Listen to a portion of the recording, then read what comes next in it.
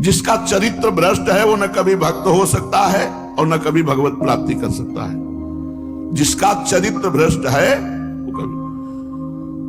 अब उनको तो पता नहीं था, एक बड़े विद्वान थे तो बाबा के पास आए और स्वामी अखंडानंद जी भी महाराज बैठे थे बड़े बड़े, तो कहने लगे कि बाबा हमें भगवत प्राप्ति कब होगी।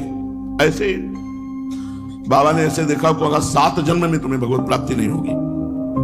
बोले बाबा ऐसा क्यों? तो बाबा ने यही शब्द कहा था, आचरण भ्रष्ट पुरुष को कभी भगवत प्राप्ति नहीं होती।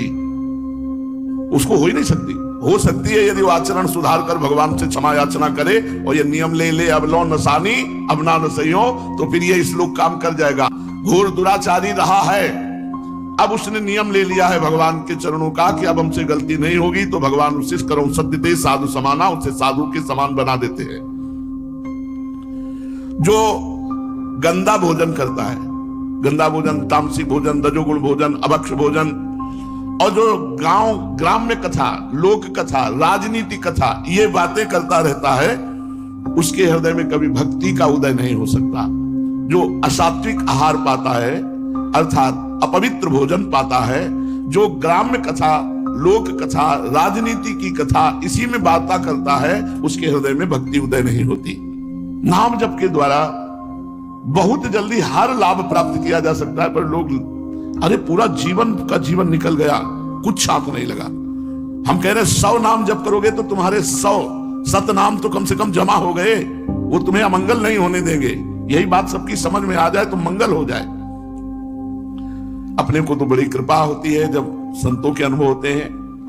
कल एक वेशधारी 65 वर्ष के तो उन्होंने सत्संग सुना होगा, उससे प्रभावित होकर के आए होंगे सत्संग के प्रभाव से। उनका इतनी आयु हो चुकी है और मैं ध्यानस्थ रहता हूं, पर जिस समय जो विषय चाहता है मुझे गिरा देता है।